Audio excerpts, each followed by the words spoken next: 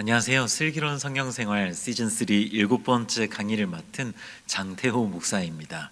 어느덧 이번 학기 중반부에 접어들었습니다. 시간 참 빠르죠? 매주 12장씩 선지서 말씀을 묵상하시느라 정말 고생이 많으십니다. 어렵게 느껴지는 말씀일 수도 있지만 이 강의 내용을 참고하시면서 말씀을 읽으시면 영적인 유익을 풍성하게 누리실 수 있으시리라 생각합니다. 그러니 강의를 들으신 뒤에 매일매일 성경 말씀 2장씩 꼭 읽어주시기를 부탁드립니다. 오늘은 호세아서 1장부터 12장까지의 내용을 살펴볼 텐데요. 호세아서는 성경에서 가장 어려운 책 중에 하나로 알려져 있습니다. 앤더슨과 프리드만이라는 학자는 호세아서를 이렇게 평가합니다. 호세아서는 히브리 성경 중에 다른 책들보다 불가해한 구절들을 더 많이 가지고 있다는 점에서 욥기에 필적한다. 신학적으로 해결하기 어려운 난점들, 그리고 이해하기 어려운 부분들이 참 많이 존재하기 때문에 이렇게 평가한 것입니다. 실제로 호세아서 말씀을 설교 본문으로 채택하는 경우가 굉장히 드물죠. 그만큼 호세아서는 목회자들에게도 굉장히 어려운 말씀이라고 볼 수 있습니다. 그래서 이번 주에 이 호세아서 말씀을 1장부터 12장까지 묵상하실 때 참 여러 가지 어려움을 겪으실 수도 있으시겠습니다만, 제가 이번 시간에 리뷰해 드리는 이 내용들을 토대로 하나님께서 우리에게 어떤 분이신지, 또 하나님께서 자기 백성들을 어떻게 생각하시는지, 또 호세아서에서 어떤 감동적인 표현들이 있는지, 이 내용들과 더불어서 호세아서 1장부터 12장까지 우리가 기억해야 할 교훈들이 무엇이 있는지 이 내용들을 살펴보면서 오늘의 강의를 마치도록 하겠습니다. 자, 그럼 바로 호세아서 1장 내용으로 들어가 보도록 하겠습니다. 먼저 1장 1절 말씀 보세요. 우시아와 요담과 아하스와 히스기야가 이어 유다 왕이 된 시대, 곧 요아스의 아들 여로보암이 이스라엘 왕이 된 시대에 브에리의 아들 호세아에게 임한 여호와의 말씀이라. 호세아 1장 1절 말씀에 따르면 호세아 선지자가 어느 시대에 사역했는지 알 수 있습니다. 그런데 여기에는 문제가 있습니다. 어떤 문제인가 하면 1절에 나와 있는 이 왕들이 언제 통치했는지 그 연대를 찾아보면 뭔가 좀 이상합니다. 예를 들어 우시야 왕의 경우에는 주전 791년도에 왕이 되었습니다. 그리고 히스기야 왕이 사망한 연대는 주전 686년 정도로 추정할 수 있습니다. 그러면 못해도 호세아 선지자가 활동한 시간은 100년 정도 된다는 것인데, 이것이 어떻게 가능한 일일까요? 호세아 선지자가 120살 이렇게 살았다고 치고 20살부터 이렇게 활동했다고 치면 가능한 일일까요? 그렇게 따지면 안 될 것도 없습니다만 좀 어렵다고 볼 수 있겠죠. 그래서 학자들은 일반적으로 호세아 선지자가 주전 750년에서 715년 사이에 활동했을 것이라고 추측합니다. 사실 연대 문제는 학자들에게는 굉장히 중요한 문제이지만 우리 성도님들에게는 그렇게 중요한 문제가 아니기 때문에 그냥 이렇게 그렇구나 하고 생각하고 넘어가시면 되겠습니다.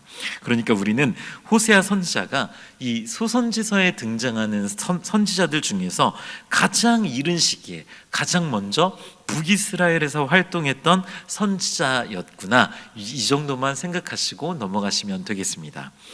그리고 호세아서 1장 1절에서 우리는 호세아 선지자가 여로보암 2세가 통치하던 때에 선지자 활동을 하고 있다는 사실을 알 수 있다고 하지 않았습니까? 이 부분은 사실 의미심장하게 여길 만한 부분입니다. 왜 그런가 하면 북이스라엘은 여로보암 2세 이후에 정치적으로 굉장히 큰 어려움을 겪게 됩니다. 30년 동안 왕이 6번씩이나 바뀌게 되고, 이 6명의 왕들 중에 3명의 통치 기간은 2년 미만이었습니다. 굉장히 짧은 시기를 통치하고 바로 또 왕이 바뀌는 그런 격변의 시기를 겪었던 것이죠. 또한 이 중에 4명이 암살당해서 죽습니다. 그리고 5번째 왕은 왕위를 빼앗기게 되죠. 이렇게 살벌하고 굉장히 살떨리는 이 시대에, 정치적으로 굉장히 불안정한 시대에 호세아 선지자가 활동했던 것입니다. 그렇다면 이런 시대의 호세아 선지자는 하나님께 어떤 말씀을 받아서 북이스라엘에게 전했을까요? 1장 내용을 지금부터 간략하게 살펴보도록 하겠습니다. 1장 2절 말씀 보세요. 여호와께서 처음 호세아에게 말씀하실 때 여호와께서 호세아에게 이르시되 너는 가서 음란한 여자를 맞이하여 음란한 자식들을 낳으라. 이 나라가 여호와를 떠나 크게 음란함이니라 하시니. 하나님께서 호세아 선지자에게 처음 말씀하셨을 때 이런 말씀을 주셨다는 겁니다. 너는 가서 음란한 여자를 맞이해서 음란한 자식들을 낳으라. 하나님께서 호세아 선지자에게 이런 명령을 주시는 이유가 무엇입니까? 북이스라엘이 하나님을 떠나서 우상 숭배에 빠졌기 때문에 상징적인 행동으로서 일종의 역할극을 하게 된 것입니다. 이때 호세아는 어떤 역할을 맡게 됩니까? 하나님의 역할을 맡습니다. 그렇다면 호세아의 아내는 어떤 역할을 맡습니까? 북이스라엘의 역할을 맡는 것이죠. 그렇다면 그 자녀들은 어떤 역할을 맡습니까? 자기 백성을 배척하시는 하나님의 이름을 상징하는 그런 이름들을 받고 상징한다고 볼 수 있겠습니다. 이렇게 호세아는 막장 드라마의 역할극을 재현함으로써 하나님의 마음을 표현하게 되는 것이죠. 그런데 이 막장 드라마 역할극 설정에 대해서 학자들 간에 논란이 있습니다. 한번 생각해 보십시오. 하나님께서 이 호세아 선지자에게 명령하시는데 어떤 명령을 하십니까? 음란한 여자를 맞이해서 음란한 자식들을 낳으라 이렇게 명령하시는데 여기서 음란한 여자란 어떤 여자를 의미하는가 하는 것이 문제입니다. 이 문제에는 몇 가지의 가능성이 존재합니다. 먼저 첫 번째는 이 고멜이라는 여자가 호세아 선지자와 결혼하기 전에 매춘부였을 가능성입니다. 고멜이 매춘부였다고 주장하는 학자들이 생각보다 꽤 많습니다. 그 근거도 분명하죠. 하나님께서 음란한 여자를 맞이하라고 말씀하셨으니 단순하게 문자적으로만 생각해 보면 고멜이란 여자가 결혼하기 전에 이미 음란한 여자였겠구나 라는 추측을 충분히 할 수 있습니다. 그런데 한번 생각해 보십시오. 10계명에서 7번째 계명이 무엇입니까? 간음하지 말라는 계명 아니겠습니까? 고멜이 만약 매춘부였다면 하나님은 계명을 어긴 여성과 하나님의 선지자를 강제로 결혼시키시는 분이 되는 겁니다. 물론 매춘하는 여성과 결혼하면 안 된다는 그런 법은 없습니다. 그런 율법도 없죠. 물론 제사장이 음란한 여인과 결혼해서는 안 된다는 말씀은 있어도 일반인이 매춘하는 여성과 결혼해서는 안 된다는 법은 없습니다. 하지만 그렇다고 해서 거룩하신 하나님께서 처음부터 문제 있는 결혼을 강제적으로 시키신다는 것은 뭔가 이성적으로 납득하기가 어렵습니다. 자, 그래서 두 번째 가능성은 이 고멜이라는 여자가 처음에는 정결한 여인이었는데 호세아 선지자와 결혼한 뒤에 음란한 여인으로 변질되었을 가능성입니다. 호세아 선지자가 고멜과 결혼해서 3명의 자녀를 낳는 것은 상징적인 은유를 보여주는 것이라고 했죠. 이스라엘 백성들이 처음에 하나님과 언약을 맺었을 때 어떠했습니까? 그래도 나름 순수한 상태 아니었습니까? 하나님을 원망한 전과는 있었어도 우상숭배한 전과는 아직 없었습니다. 그렇기 때문에 이스라엘 백성에 대한 은유라면 그 전제 조건도 같아야 하기 때문에 고멜이라는 여성이 결혼 전에는 순수하고 순결한 여성이었을 것이다 라고 주장하는 학자들이 있다는 것입니다. 자, 그래서 이렇게 두 가지의 가능성이 있는데 호세아서에는 두 가지 가능성 중에 어떤 것이 더 합리적인 주장인지 그런 가능성을 전혀 보여주지 않습니다. 참 답답한 노릇이죠. 그렇다면 성경은 왜 이런 디테일한 부분을 알려주지 않는 것일까요? 그 이유는 고멜이 결혼하기 전에 어떤 여성인가, 순결한 여성이었느냐 아니면 매춘한 여성이었느냐, 이 문제는 호세아서 메시지를 이해하는 데 있어서 크게 중요하지 않기 때문에 알려주지 않는 것이라고 볼 수 있습니다. 고멜이란 여성이 어떤 여성인지 모르고 말씀을 읽는다고 하더라도 전혀 문제될 것이 없기 때문에 호세아서는 고멜이 어떤 여성이었는지 정확하게 알려주지 않는 것이라고 볼 수 있겠습니다. 자, 그래서 호세아와 고멜 사이에 새 아이가 태어났는데 첫 번째 아들의 이름이 무엇입니까? 이스라엘입니다. 어디서 굉장히 많이 본 그런 친숙한 이름 같은 느낌이 드시죠? 네, 지금까지 이 슬기로운 성경생활 강의를 잘 따라오신 분들은 뭔가 이스라엘이라는 말이 어디서 많이 본 것 같다 이런 인상을 받으셨을 것입니다. 그렇죠? 열왕기하 9장 10절 말씀을 보시면 이스라엘 지방에서 개들이 이세벨을 먹이리니 그를 장사할 사람이 없으리라 하셨느니라 하고 곧 문을 열고 도망하니라. 자, 이 열왕기하 9장 말씀에 따르면 이스라엘이라는 곳은 굉장히 끔찍한 기억이 담겨 있는 장소입니다. 왜 그렇습니까? 북이스라엘의 왕인 예후가 쿠데타를 일으킨 장소가 이스라엘이기 때문입니다. 예후가 이스라엘에서 어떤 일을 벌입니까? 아합 왕의 후계자인 요람을 죽이고 왕후인 이세벨도 죽이고 또 아합의 후손들을 싹 다 쓸어버립니다. 성경에 나오는 사건들 중에서 가장 잔인하다고 볼 수 있는 피해 대학살이 일어난 곳이 바로 이스라엘입니다. 이런 기본적인 배경 지식을 가지고 호세아서 1장 4절 말씀을 한번 같이 읽어보겠습니다. 함께 읽겠습니다. 시작. 여호와께서 호세아에게 이르시되 그의 이름을 이스라엘이라 하라. 조금 후에 내가 이스라엘의 피를 예후의 집에 갚으며 이스라엘 족속의 나라를 패할 것임이니라. 자, 이스라엘 대학살 사건과 이 말씀을 연결해서 생각해 보면 아, 그렇구나 하고 그냥 이렇게 쉽게 이해할 수도 있습니다. 사람들을 너무 많이 죽였으니까 이스라엘의 피를 예후의 집에 갚을 수도 있지, 그렇게 될 수 있지, 이렇게 생각할 수 있습니다. 하지만 이 구약 성경의 내용들을 깊이 있게 알고 계신 우리 성도님들의 경우에는 이 말씀이 조금은 이상하게 느껴지실 수 있습니다. 왜 그렇습니까? 열왕기하 10장 30절 말씀을 보시면 이렇게 나와 있습니다. 여호와께서 예후에게 이르시되 내가 나보기에 정직한 일을 행하되 잘 행하여 내 마음에 있는 대로 아합 집에 다 행하였은즉 내 자손이 이스라엘 왕위를 이어 4대를 지내리라 하시니라. 아니, 이스라엘 대학살을 저지른 예후가 하나님께 어떤 말씀을 듣습니까? 책망받습니까? 칭찬받습니까? 칭찬받습니다. 내가 나 보기에 정직한 일을 행하되 잘 행하였다, 이런 평가를 받지 않습니까? 그렇다면 호세아서에 나와 있는 이스라엘의 피를 예후의 집에 갚는다는 말은 대체 무슨 말일까요? 이 말씀은 쿠데타를 일으킨 예후 왕조가 시간이 흐름에 따라서 하나님 앞에서 심하게 부패했기 때문에 예후 왕이 이스라엘에서 피해 대학살을 자행했던 것처럼 완전히 진멸될 것이라는 말씀을 주신 것입니다. 그래서 이 말씀이 어떤 방식으로 표현됩니까? 호세아가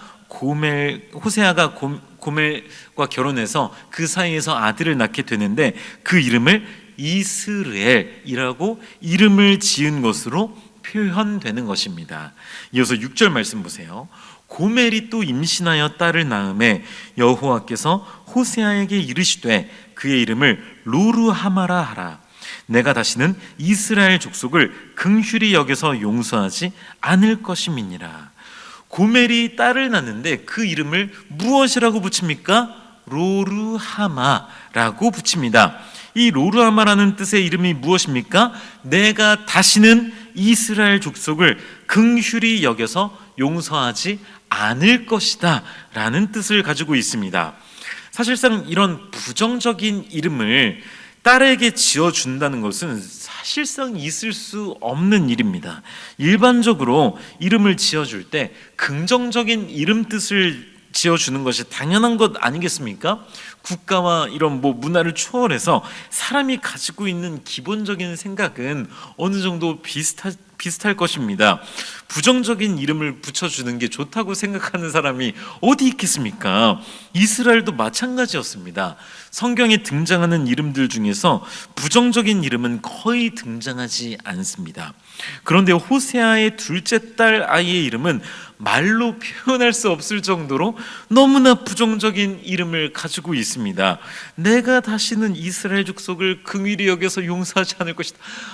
용서하지 않는다는 이름 뜻을 딸아이에게 지어준다니 너무나 끔찍한 것 아니겠습니까? 그런데 이렇게 부정적인 이름이 주어진 이유가 무엇일까요?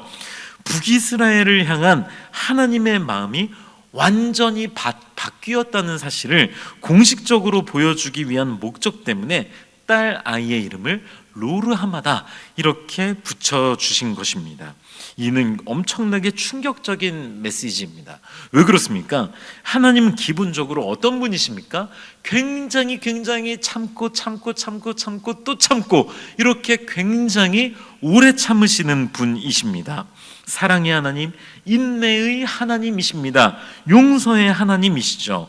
그래서 북이스라엘이 아무리 우상 숭배하고 하나님을 속상하게 만드는 일들을 저지르더라도 즉각적으로 심판받지 않습니다. 이는 오늘날도 마찬가지죠. 누가 죄 지으면 즉시 심판받습니까? 그렇지 않죠.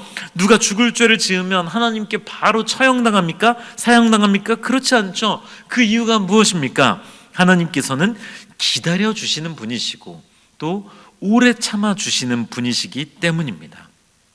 그런데 호세아 1장 6절에서는 이제 상황이 완전히 바뀌었다는 사실을 보여줍니다. 지금까지 하나님께서 불쌍히 여겨주시는 마음으로 북이스라엘을 용납해 주셨다면 이제부터는 하나님의 긍휼이 베풀어지지 않을 것이라는 겁니다. 북이스라엘이 아무리 잘못해도 하나님의 긍휼하심 덕분에 은혜를 계속해서 누려왔다면 이제는 더 이상 그 은혜가 주어지지 않을 것이라는 말씀이죠. 이어서 9절 말씀 보시면 호세아와 고멜이 마지막 세 번째 아들을 낳게 됩니다. 9절 말씀 보세요. 여호와께서 이르시되 그의 이름을 로암미라 하라. 너희는 내 백성이 아니요 나는 너희 하나님이 되지 아니할 것임이니라. 둘째 딸 이름이 로르하마라 하지 않았습니까? 너무나 충격적인 이름이라고 했는데 셋째 아들 이름인 로암미라는 이름이 훨씬 더 충격적인 이름이라고 볼 수 있습니다. 왜냐하면 로암미라는 이 이름은 하나님께서 이스라엘과의 언약 관계를 완전히 끊어버리시겠다는 것과 같은 말이기 때문입니다. 출애굽기 6장 7절 말씀 보세요. 너희를 내 백성으로 삼고 나는 너희의 하나님이 되리니 나는 애굽 사람의 무거운 짐 밑에서 너희를 빼낸 너희의 하나님 여호와인 줄 너희가 알지라. 너희를 내 백성으로 삼고 나는 너희의 하나님이 될 것이다. 이렇게 하나님께서 이스라엘 백성들과 언약을 맺어주시고 이렇게 언약 관계가 시작되었는데 그 관계가 어디에서 끝나는 겁니까? 로암미에서 끝나버리는 것입니다. 그러니까 너무나 충격적인 말씀이라고 볼 수 있겠죠. 이렇게 이스라엘은 하나님과 단절된 상태가 되어버리지만 영원히 분리된 상태로 버려지지는 않습니다. 왜 그렇습니까? 호세아서 1장 10절 말씀 보세요. 그러나 이스라엘 자손의 수가 바닷가의 모래같이 되어서 헤아릴 수도 없고 셀 수도 없을 것이며 전에 그들에게 이르기를 너희는 내 백성이 아니라 한 그곳에서 그들에게 이르기를 너희는 살아계신 하나님의 아들들이라 할 것이라. 내 백성이 아니라고 말씀하신 곳에서 살아계신 하나님의 아들들이라는 새로운 이름을 받게 될 것이라는 희망의 메시지, 소망의 말씀이 주어지고 있습니다. 심판 선언과 회복에 대한 말씀이 연속적으로 등장하고 있죠. 이 회복에 대한 선언은 1장 10절부터 2장 1절까지 연결됩니다. 2장 1절 말씀 보세요. 너희 형제에게는 암미라 하고 너희 자매에게는 루하마라 하라. 아까 살펴본 말씀에서 호세아 선지자의 둘째 딸 이름이 무엇이라고 했습니까? 로르하마라고 했죠. 긍휼히 여김을 받지 못한다, 용서받지 못한다, 이런 의미를 가지고 있다고 했습니다. 그런데 2장 1절에서는 루하마라는 말이 나오죠. 루하마, 부정접두어 로, 낫을 뜻하는 이 로라는 말이 빠지면서 긍휼히 여김 받는 자라는 뜻이 됩니다. 그리고 로암미는 호세아 선지자의 셋째 아들이라고 했죠. 그런데 여기서 이제 로암미의 뜻을 잠깐 설명드리자면, 로는 부정접두어 낫, 아니다라는 뜻을 가지고 있고요. 암이라는 단어는 백성이라는 단어입니다. 그리고 미는 히브리어에서 1인칭 전미사 나의라는 뜻을 가지고 있습니다. 그런데 사실 원래는 미가 아니고 이입니다. 이라는 말이 단어 뒤에 붙으면 나의라는 말이 되는데요, 암이라는 단어에 이가 붙어서 암미가 되는 것입니다. 그래서 이 단어를 조합해 보면 아니다, 백성, 나의, 그러면 이게 어떤 뜻이 됩니까? 나의 백성이 아니다라는 뜻이 되겠죠. 그렇다면 2장 1절에 나오는 암미라는 단어는 어떤 뜻이 될까요? 나의 백성이다라는 뜻이 되겠죠. 자, 이렇게 호세아 선지자의 결혼을 통해서 선지자의 상징 행동이 드러나게 되었습니다. 새 아이를 낳고 이름을 붙이는 과정에서 이스라엘 백성들에게 강력한 메시지가 선포된 것이죠. 그리고 나서 회복에 대한 메시지를 받게 되는데 그 내용이 2장 1절까지 연결되는 것입니다. 그리고 2장 2절부터 13절까지는 호세아 선지자의 상징 행동을 시청각 자료로 삼아서 이스라엘의 배신을 꾸짖은 설교의 내용이 등장합니다. 이 내용을 통해서 우리는 이스라엘의 이 연인들이 바알과 연결되어 있다는 사실을 알게 됩니다. 그런데 호세아서 2장 14절에서 23절까지의 단락을 보시면 또다시 회복에 대한 약속이 등장합니다. 하나님을 배신한 이스라엘이지만 다시 아내로 맞이하겠다는 또 다른 약속이 등장하고 있는 것이죠. 그런데 이것은 어떻게 보면 참으로 가슴 아픈 사랑 이야기가 아닐 수가 없습니다. 이 약속은 이스라엘이 출애굽 시대 때 광야에서 방랑했던 그 40년 광야 시대를 떠올리게 만듭니다. 자기의 힘으로는 아무것도 할 수 없었던 광야, 하나님을 의지하지 않고서는 단 하루도 살아낼 수 없는 그런 광야를 떠올리게 만드는 것이죠. 또한 하나님은 이스라엘 백성들에게 새로운 약속을 주십니다. 호세아서 2장 19절과 20절 말씀을 함께 읽겠습니다. 시작. 내가 내게 장가들어 영원히 살되 공의와 정의와 은총과 긍휼히 여김으로 내게 장가들며 진실함으로 내게 장가들리니 내가 여호와를 알리라. 아멘. 자, 이 말씀 내용 자체는 그렇게 어렵지 않습니다. 쉽게 이해할 수 있는 내용이죠. 장가 갈 건데 어떤 선물을 가지고 장가 가겠다, 이렇게 나는 결혼할 준비가 되어 있다, 이런 표현인데 문제는 무엇입니까? 장가 가는 그 대상인 이스라엘이 음란한 상태인 것이 문제입니다. 이미 남편을 배신한 상태라고 볼 수 있습니다. 그런데 하나님은 장가 가겠다 이렇게 말씀을 하고 계시죠. 그러니까 어떻게 보면 하나님은 처음 결혼하는 것처럼 마치 처음 결혼 선물을 약주하는 그런 말씀을 주시는 겁니다. 굉장히 아이러니하면서도 하나님의 엄청난 사랑을 보여주는 그런 말씀이라고 볼 수 있습니다. 자, 이제 3장 말씀으로 넘어가겠습니다. 3장에서는 호세아 선지자가 하나님께 명령을 받아서 음녀가 된 여인을 사랑하게 됩니다. 이건 역시 선지자의 상징 행동이다라고 볼 수 있습니다. 자, 그런데 이 호세아 3장에서는 이 음녀가 된 여인의 정체가 분명하게 드러나지 않습니다. 하지만 이 전통적인 견해들에 따르면 이 음녀는 누구입니까? 고멜입니다. 하나님은 호세아 선지자에게 음녀가 된 고멜과 결혼하라고 말씀하지 않으시고 사랑하라고 말씀하십니다. 호세아 1장에서 제가 말씀드렸듯이 호세아는 하나님을 상징하고 고멜은 이스라엘 백성들을 상징한다고 하지 않았습니까? 음녀와 같은 이스라엘을 단순하게 하나님과의 부부관계로 맺어주시는 것이 아니라 부부관계를 넘어서 사랑하는 단계로 회복하신다는 그런 말씀입니다. 이미 음녀가 된 고멜, 매춘 행위를 하는 여성이 된 이 고멜을 값을 치르고 아내로 맞이하는 이 호세아서 3장, 다시 이 고멜을 아내로 맞이해서 사랑하게 되는 이 호세아서 3장에서는 하나님의 깊은 사랑을 발견하게 됩니다. 이제 4장 말씀으로 넘어가 보겠습니다.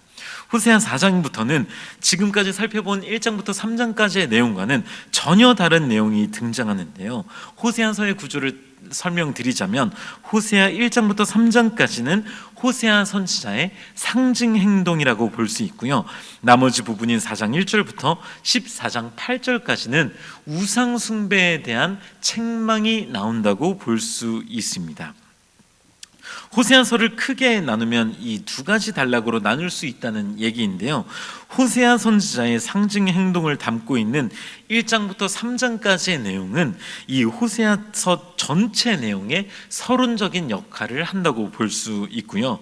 큰 몸통이라고 볼 수 있는 두 번째 단락의 내용은 이 서론적인 말씀에 대한 설교 내용이다라고 볼 수 있겠습니다. 다른 구약 성경의 경우에는 이게 뭔가 크게 이렇게 두 단락으로 이렇게 나눌 수 있다라고 하면 이 첫 번째 단락, 두 번째 단락에 대한 이 내용을 좀 뭔가 세부적인 구조로 나누어서 이렇게 생각하고 자세하게 읽어볼 수 있는데, 사실 이 호세아서의 경우에는 학자들 간의 통일된 견해를 발견하기가 쉽지 않습니다. 구조 파악이 어렵다는 것은 그만큼 내용을 이해하기가 쉽지 않다는 말이기도 합니다.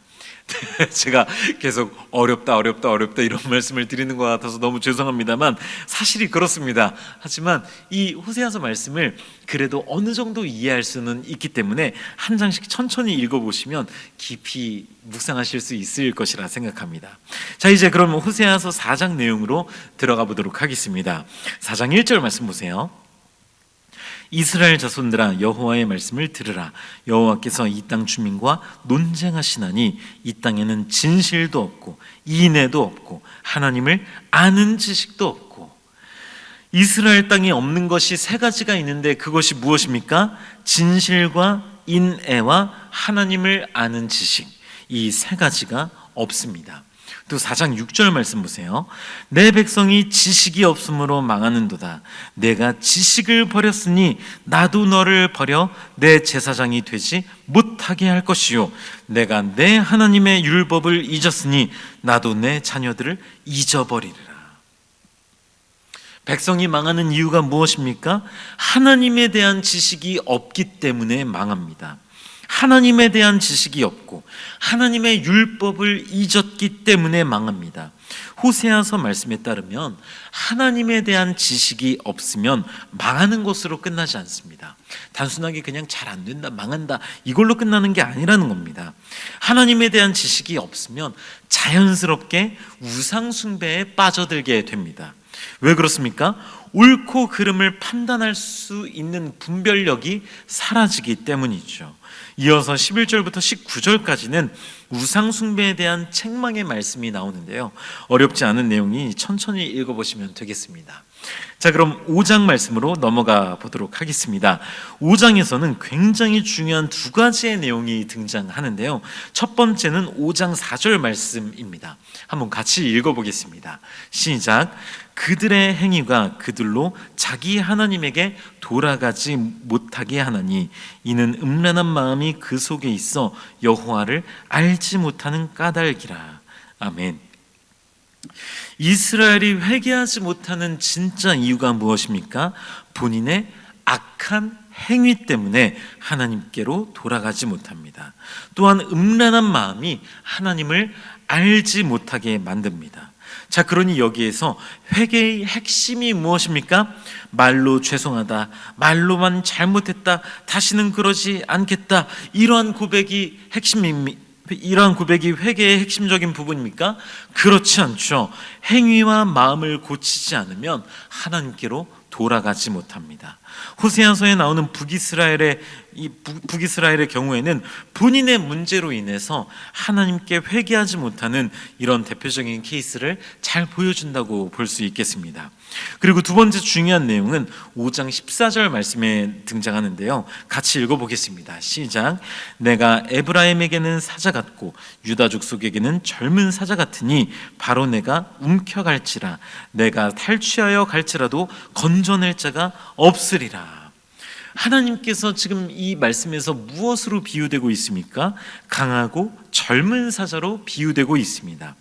북이스라엘이 아수르에게 멸망당하고 남유다가 바벨론에게 멸망당하지만 영적인 관점에서는 하나님께서 직접 탈취하시고 하나님께서 직접 심판하신다는 말과 같은 말입니다. 사실 우리는 심판자로서의 하나님을 묵상하기가 쉽지 않습니다. 왜 그렇습니까? 사실 상상만 해도 너무나 무섭기 때문입니다. 하지만 호세아서는 하나님을 젊고 아주 강력한 사자로 묘사하고 있습니다. 사실 그 어떤 사자보다, 그 어떤 무기보다, 그 어떤 존재보다 강하고 크신 분이 하나님이시지만 이 해를 돕기 위해서 사자 정도로 묘사되는 것입니다. 이렇게 하나님께서는 이 회개하지 않는 이 이스라엘 백성들을 심판하시겠다는 이 말씀들로 5장을 가득 채워 주십니다. 이제 6장 말씀으로 넘어가 보겠습니다. 호세아서에서 가장 잘 알려진 말씀이 호세아서 6장이라고 볼 수 있는데요. 6장은 북이스라엘 백성들이 하나님께로 돌아갈 수 있도록 회개를 촉구하는 말씀을 담고 있습니다. 만약 하나님께로 돌아간다면 어떤 일이 일어난다고 합니까? 하나님께서 우리를 찢으셨지만 우리를 도로 낫게 하실 것이고 또 우리를 치셨으나 회복할 수 있도록 싸매어 주시는 일이 일어난다는 것입니다. 그렇다면 이 호세아서 6장 말씀에 따르면 하나님께 어떻게 돌아갈 수 있습니까? 그 핵심은 하나님을 아는 지식에 있습니다. 6장 3절 말씀 보세요. 그러므로 우리가 여호와를 알자, 힘써 여호와를 알자. 그의 나타나심은 새벽 빛같이 어김없나니 비와 같이 땅을 적시는 늦은 비와 같이 우리에게 임하시리라 하니라. 이어서 6장 6절 말씀 보세요. 나는 인애를 원하고 제사를 원하지 아니하며 번제보다 하나님을 아는 것을 원하노라. 하나님께서 원하시는 것이 무엇입니까? 아무런 의미가 없는 제사가 아닌 하나님을 아는 지식을 원하신다는 겁니다. 물론 제사가 필요 없다는 것이 아닙니다. 하나님을 아는 지식이 없는 제사, 하나님을 아는 지식이 없는 예배가 필요 없다는 것입니다. 그런 예배는 단팥빵에 팥이 빠진 것과 같다는 말이죠. 그만큼 하나님을 아는 지식은 굉장히 중요합니다. 호세아서에서 핵심적인 내용이라고 볼 수 있는 것이죠. 강의 후반부에 이 내용을 한 번 더 나누도록 하겠습니다. 이제 7장으로 넘어가 보도록 하겠습니다. 7장에서는 북이스라엘의 왕과 지도자들이 어떤 죄를 지었으며 어떤 신앙을 가지고 있는지 잘 보여줍니다. 또한 북이스라엘 전체가 하나님께 돌아오는 것을 거절하는 내용이 등장합니다. 하나님은 여기서 애가 끓는 사랑으로 이스라엘이 돌아오기를 기다리시는데 반대로 이스라엘은 하나님의 그 간절한 손길을 매몰차게 뿌리칩니다. 천천히 묵상하시면 잘 이해되실 겁니다. 이제 8장으로 넘어가겠습니다. 8장에서는 북이스라엘이 하나님께 구하지 않고 자기들 소견에 오른 대로 왕을 세운 일들과 우상들을 섬기는 일들에 대해서 책망을 받습니다. 이렇게 우상숭배에 빠진 사람들이 하나님께 돌아오는 것은 거의 불가능해 보입니다. 그 이유가 8장 12절 말씀에 잘 나타나 있습니다. 내가 그를 위하여 내 율법을 만 가지로 기록하였으나 그들은 이상한 것으로 여기도다. 하나님께서는 이스라엘을 억압하시기 위해서 또는 괴롭히시기 위해서 율법을 주신 것이 아닙니다. 율법을 주신 것은 이스라엘 백성들을 위한 것이었습니다. 하나님을 닮아가는 삶, 하나님의 거룩하신 성품에 따라서 거룩하게 살아가는 삶, 이러한 삶을 살아가기 위해 율법이 주어진 것인데, 문제는 무엇입니까? 율법을 받아서 지켜야 하는 사람들이 정작 그 율법을 이상한 것으로 여기는 것이 문제입니다. 오늘날 이러한 현상이 동일하게 반복되고 있습니다. 하나님의 말씀을 목숨같이 지키고자 노력하는 사람들이 얼마나 많이 있습니까? 물론 아예 없다고 단정짓기는 어렵습니다만, 젊은 세대들이 신앙생활을 하는 모습을 바라보자면 믿지 않는 사람들의 비율이 훨씬 더 많다고 볼 수 있습니다. 그런 사람들은 하나님의 말씀을 이상한 것으로 여깁니다. 마치 이기적이고 자기중심적인 그런 종교로 여깁니다. 왜 그렇습니까? 구원을 향한 길은 하나라고 가르치기 때문이죠.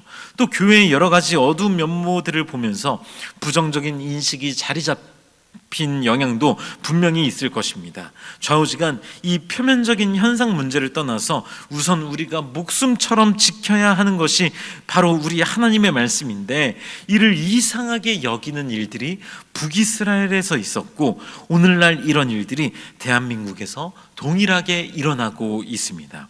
이런 부분들을 우리는 진지하게 경계할 수 있어야만 합니다. 이제 9장 말씀으로 넘어가겠습니다. 9장 말씀은 북이스라엘이 심판받는 내용이 등장하는데요, 이 내용도 천천히 묵상하시면 잘 이해하실 것이라 생각합니다. 바로 10장 말씀으로 넘어가 보도록 하겠습니다. 10장 역시 9장과 마찬가지로 심판에 관한 말씀이 계속해서 등장합니다. 여기서 눈여겨볼 말씀이 있는데요, 10장 2절 말씀을 함께 읽어보겠습니다. 시작. 그들이 두 마음을 품었으니 이제 벌을 받을 것이라. 하나님이 그 제단을 쳐서 깨뜨리시며 그 주상을 허시리라. 북이스라엘 사람들이 어떤 마음을 품었다고 합니까? 두 마음을 품었다고 합니다. 두 마음은 어떤 마음을 의미합니까? 하나님을 믿는 마음과 우상을 숭배하는 마음, 이 두 가지의 마음을 의미한다고 볼 수 있습니다. 사실 북이스라엘이 두 마음을 품은 역사는 생각보다 꽤 오래되었다고 볼 수 있습니다. 왕정시대로 표현하자면 엄밀히 말하면 솔로몬 시대부터 시작되었다고 볼 수 있고요, 이스라엘 전체 역사로 보자면 출애굽 시대 때부터 이미 두 마음의 역사는 시작되었다고 볼 수 있습니다. 두 마음이란 하나님도 믿고 다른 종교도 믿는다는 것인데, 오늘날로 적용해서 말하자면 하나님도 믿고 다른 것도 의지하고, 하나님도 의지하고 다른 것도 의지하고, 막 이런 식으로 하나님을 최우선으로 여기지 않고 우리 마음에 다른 무언가가 존재하는 것, 그것이 바로 두 마음이라고 볼 수 있겠습니다. 신약 성경에서는 이 두 마음이 이렇게 표현되고 있습니다. 마태복음 6장 24절 말씀 보세요. 한 사람이 두 주인을 섬기지 못할 것이니 혹 이를 미워하고 저를 사랑하거나 혹 이를 중히 여기고 저를 여김이라. 너희가 하나님과 재물을 겸하여 섬기지 못하느니라. 하나님과 재물 또는 하나님과 다른 종교, 이런 식으로 두 주인을 섬기는 모습이 북이스라엘 시대와 오늘날 동일하게 공존하고 있음을 기억하면서 우리 스스로의 모습을 돌아볼 수 있어야겠습니다. 자, 그렇다면 이스라엘 백성들이 어떻게 살아가야 한다는 것일까요? 호세아서 10장 12절 말씀 보세요. 너희가 자기를 위하여 공의를 심고 인애를 거두라. 너희 묵은 땅을 기경하라. 지금이 곧 여호와를 찾을 때니 마침내 여호와께서 오사 공의를 비처럼 너희에게 내리시리라. 아멘. 어떻게 해야 한다는 것입니까? 하나님께서 알아서 다 해주시겠지, 기도만 하면 가만히 앉아서 기다리다 보면 다 해결되겠지, 이런다고 다 된다는 것입니까? 안 된다는 겁니다. 직접 행동으로 옮겨야 한다는 것입니다. 공의를 직접 심고 인애를 직접 거두고 묵은 땅을 기경하는 이런 구체적인 행동들이 우리 삶에 있어야 한다는 것입니다. 이 말씀 역시 북이스라엘뿐만 아니라 오늘날 우리에게도 주어지는 귀한 말씀입니다. 이제 호세아서 11장 말씀으로 넘어가겠습니다. 호세아 11장에서는 하나님께서 이스라엘을 그리워하는 마음으로 이스라엘의 초기 역사를 회상하시는 말씀이 등장합니다. 11장에서 이스라엘은 아들로 표현되고 있습니다. 하나님께서는 아들인 이스라엘을 애굽에서 불러내셨고 이스라엘과 언약을 맺으셨고 또 이스라엘을 친히 양육하십니다. 걷는 방법을 알려주시고 또 하나님의 두 팔로 안아주시고 또 사랑의 줄로 이끌어 주셨습니다. 하지만 이스라엘은 하나님의 사랑을 이해하지 못하고 또 그 사랑에 온전히 반응하지 않습니다. 또 하나님께서 이스라엘을 기다리셔도 이스라엘은 돌아가지 않습니다. 11장 5절 말씀에 보시면 그들은 애굽 땅으로 되돌아가지 못하겠거늘 내게 돌아오기를 싫어하니, 하나님께 돌아오기를 싫어한다 라고 분명하게 기록되어 있습니다. 하나님께서는 이스라엘 백성들의 마음을 분명하게 꿰뚫어 보고 계십니다. 하나님의 아들로 살아가는 것을 싫어하는 이 이스라엘 백성들의 마음, 하나님께 돌아가기 싫어하는 이스라엘의 마음을 정확하게 인지하고 계신 것입니다. 그렇다면 입장 바꿔서 생각해 보겠습니다. 하나님의 입장에서 생각하는 것이 쉽지 않겠습니다만 부모된 입장에서 생각할 때 돌아오기를 싫어하는 이스라엘 백성들을 어떻게 대해야 할까요? 자꾸 나쁜 길로 빠져든 이 아들 녀석을 어떻게 대해야 할까요? 요즘은 뭐 체벌하는 일이 거의 없다고는 하지만 정말 나쁜 길로 간다면 극단적으로 체벌을 가해서라도 바른 길로 인도해야 하지 않겠습니까? 그런데 이런 극단적인 체벌이나 징계가 일어나기 전에 하나님께서는 본인의 마음이 어떠하신지를 보여주십니다. 호세아서 11장 8절 말씀을 함께 읽겠습니다. 시작. 에브라임이여 내가 어찌 너를 놓겠느냐, 이스라엘이여 내가 어찌 너를 버리겠느냐, 내가 어찌 너를 아드마같이 놓겠느냐, 어찌 너를 스보임같이 두겠느냐, 내 마음이 내 속에서 돌이키어 나의 긍휼이 온전히 불붙듯 하도다. 아멘. 이것이 바로 하나님의 마음입니다. 사랑할 만해서 자연스럽게 사랑하는 마음이 샘솟듯 솟아나는 그런 사랑이 아닙니다. 악한 길에 빠져든 이스라엘을 책망하고 징계하고 체벌해야 하는 그런 상황임에도 불구하고 불쌍히 여기는 마음이 불붙듯이 이렇게 타오른다는 것입니다. 이 내용은 강의 말미에 한 번 더 나누도록 하겠습니다. 자, 이제 오늘 강의 마지막 내용인 호세아서 12장 내용을 살펴보도록 하겠습니다. 호세아 12장은 북이스라엘의 거짓됨을 책망합니다. 12장 7절 말씀 보세요. 그는 상인이라 손에 거짓 저울을 가지고 속이기를 좋아하는도다. 거짓 저울 또는 부정한 저울, 이런 표현들이 선지서에 굉장히 자주 등장합니다. 왜냐하면 그만큼 거짓으로 속이는 일들이 비일비재했기 때문입니다. 하나님께서는 거룩하신 분이시면서도 동시에 정의로우신 분이시고 또 공의로우신 분이십니다. 그렇기 때문에 하나님을 온전히 믿고자 노력하는 사람은 더러운 이득을 취해선 안 됩니다. 자신의 이득을 위해서 편법을 저지르거나 사기를 치거나 거짓말하는 그런 일들은 절대로 있어선 안 된다는 것입니다. 호세아서 12장 말씀에 따르면 북이스라엘은 거짓 저울을 통해서 더러운 이득을 취했습니다. 당한 사람은 본인이 당한 줄도 모르겠지만 하나님께서는 그 거짓 저울을 사용해서 더러운 이득을 취하는 모습을 직접 다 보고 계십니다. 분명히 알고 계십니다. 하나님을 속일 수는 없습니다.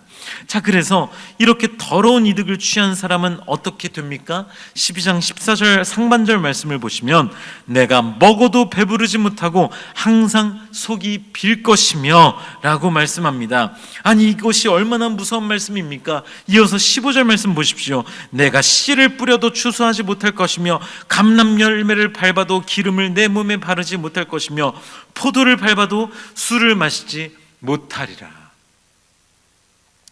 거짓 저울을 사용해서 더러운 이득을 취한 사람은 밥을 먹어도 배가 부르지 않고 씨앗을 뿌려도 수확하지 못하는 이런 최악의 결과를 맞이하게 될 것입니다.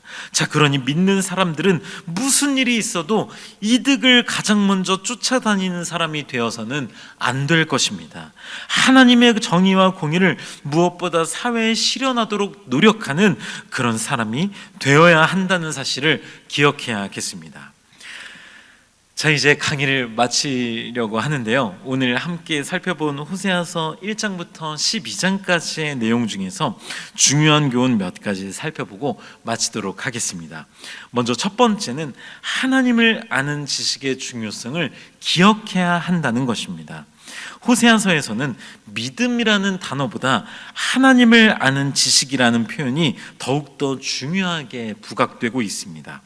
호세아서에 따르면 하나님을 아는 지식은 이스라엘의 영적인 건강 상태를 측정하는 잣대로 보여집니다. 하나님을 아는 지식이 있으면 하나님과의 건강한 관계에 있는 것이고, 반대로 하나님을 아는 지식이 없으면 하나님과 어그러진 관계에 있는 것이며, 또 동시에 영적으로나 도덕적으로 부패한 상태에 있는 것이라고 볼 수 있습니다. 자, 그렇다면 하나님을 안다는 것과 하나님에 대한 지식은 도대체 무엇을 의미하는 것일까요? 먼저 하나님에 대한 지식은 하나님에 대한 정보 그 자체라고 볼 수 있습니다.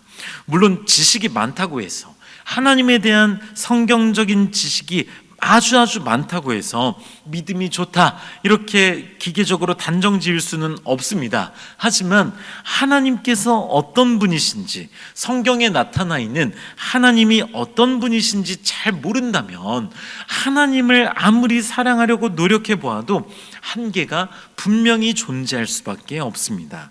그렇기 때문에 공예배는 물론이거니와 매일매일 말씀을 묵상하는 것도 굉장히 중요하고, 또 교회에서 진행하는 모든 성경 공부에 참여하는 것이 마땅합니다. 그냥 주일 예배 한 번만 드리는 정도로는 턱없이 부족하다라는 사실을 인지할 필요가 있습니다. 요즘 썬데이 크리스천이 정말 많은 시대입니다. 하루 예배 드리는 것으로 만족하는 그런 기독교인들이 너무나도 많습니다. 하지만 그 정도로는 하나님에 대한 지식을 채우면서 살아갈 수 없습니다. 하나님에 대한 사랑은 지식으로부터 출발한다는 사실을 기억하시고, 하나님에 대한 지식을 매일매일 채우며 사랑하시는 모든 우리 화평의 성도님들 되시기를 주님의 이름으로 축복합니다. 둘째는 하나님의 애끓는 사랑을 기억해야 한다는 것입니다. 애가 끓는 사랑이라는 것이 무엇인가 하면, 이스라엘 백성들이 하나님을 배신하고 우상 숭배의 길을 갈 때 하나님께서는 어떻게 하셔야 될까요? 이스라엘 백성들을 심판하셔야만 합니다. 하지만 하나님은 그럼에도 불구하고 이스라엘을 사랑하십니다. 자, 이 내용은 뭔가 모순적이죠. 심판해야 하는데 사랑하시는, 뭔가 이율배반적이라고 볼 수 있겠습니다만 하나님의 사랑은 실제로 그렇습니다. 호세아서에 나타난 하나님의 사랑이 어떤 사랑이었습니까? 남편이 자기 아내를 사랑하는 그런 사랑이라고 하지 않았습니까? 심지어 이 아내가 매춘하는 혹은 음란한 상태에 있는 그런 여성인데 이 여성에게 다시 장가드는 그런 모습이 나타나지 않습니까? 그 사랑이 얼마나 깊고 큰 사랑이겠습니까? 또 부모가 자기 자식을 사랑하듯이 사랑하는 그런 마음으로 등장한다고 하지 않았습니까? 호세아서도 11장에 어떤 내용이 또 등장했습니까? 나의 긍휼이 불붙듯 하도다, 이런 말씀이 나오지 않았습니까? 패역한 이스라엘 백성들을 향한 하나님의 사랑, 불쌍히 여기시는 사랑, 긍휼히 여기시는 사랑, 이율배반적일 수 있지만 그럼에도 불구하고 포기하지 않고 변함없이 사랑하시는 하나님의 사랑, 이것이 바로 하나님의 애가 끓는 사랑입니다. 이러한 하나님의 사랑을 깊이 묵상하시는 한 주 되시기를 바랍니다. 마지막 세 번째 교훈은 참된 회개는 변화된 삶을 동반해야 한다는 것입니다. 호세아서에서는 북이스라엘 백성들에게 회개를 요구하는 말씀들이 많이 등장합니다. 그런데 이 회개를 요구할 때 그냥 잘못한 줄을 알고 그냥 입으로 시인해라 이렇게 요구하지 않습니다. 구체적으로 하나님께 돌아올 것을 요구합니다. 그렇다면 하나님께 어떻게 돌아갈 수 있습니까? 기도 한 번 하면 회개가 되는 것입니까? 하나님 죄송합니다. 잘못했습니다. 다시는 그렇게 하지 않겠습니다. 잘못했습니다. 이 말 한마디 하면 기도 10초, 30초, 1분, 5분, 10분, 1시간 이렇게 기도하면 회개가 끝나는 것입니까? 그렇지 않습니다. 예배 한번 잘 드리면, 찬양 뜨겁게 올려드리면 회개가 됩니까? 마음속으로 죄송한 마음 품고 있으면 회개가 된 것입니까? 절대로 그렇지 않습니다. 회개란 구체적인 변화를 요구합니다. 아무것도 변한 것이 없는데 회개했다고 말해서는 안 되는 것입니다. 악으로 밭을 갈아 죄악의 열매를 먹었던 이 북이스라엘을 향해서 호세아 선지자가 어떤 말씀을 선포했습니까? 공의를 심고 인애를 거두라, 묵은 땅을 기경하라, 이런 말씀을 선포하지 않았습니까? 또 여호와께 돌아가자는 말씀에서 하나님을 힘써 알자는 권면이 있지 않았습니까? 회개는 그러니 공짜로 되는 것이 아닙니다. 빈말로 되는 것이 아닙니다. 하나님께서는 애가 끓는 사랑으로 우리를 언제나 사랑하시고 품어주시는 분이십니다. 하나님께서는 애 끓는 사랑으로 우리의 삶의 회개를 받아주시는 분이십니다. 하지만 이 회개의 과정을 너무나도 단순하고 쉽게 생각하는 경우가 많습니다. 엄밀히 말해 성경적으로는 전혀 회개했다고 볼 수 없지만 본인은 회개했다고 착각하는 경우가 너무나도 많습니다. 삶의 변화가 동반되는 진정한 회개를 통해서 성화의 삶을 살아가시는, 또 이 호세아서 1장부터 12장까지의 말씀을 깊이 묵상하시면서 하나님의 마음을 더욱 깊이 알아가시는, 하나님에 대한 지식을 하루하루 깊이 쌓아가시는 모든 우리 화평의 성도님들 되시기를 주님의 이름으로 축복합니다. 제가 기도하고 강의 마치도록 하겠습니다. 하나님 감사합니다. 오늘 이 시간 호세아서 1장부터 12장까지의 말씀을 함께 나누면서 하나님께서 어떤 분이신지 더욱 깊이 알아가게 하시니 참으로 감사를 드립니다. 하나님에 대한 참된 지식을 통해 주님과 깊이 있는 영적인 교제를 누리는 우리 모두가 되게 하여 주시옵소서. 하나님의 사랑과 주님의 정의와 공의로우심을 닮아 우리의 삶에 반영하여 빛과 소금된 역할을 온전히 감당하는 우리 모두가 되게 하여 주시옵소서. 이번 한 주간도 꿀송이보다 달콤한 주님의 말씀을 매일매일 묵상하며 주님과 온전히 동행하는 삶을 살아낼 수 있도록 주여 인도하여 주시옵소서. 감사드리며 예수 그리스도의 이름으로 기도드리옵나이다. 아멘.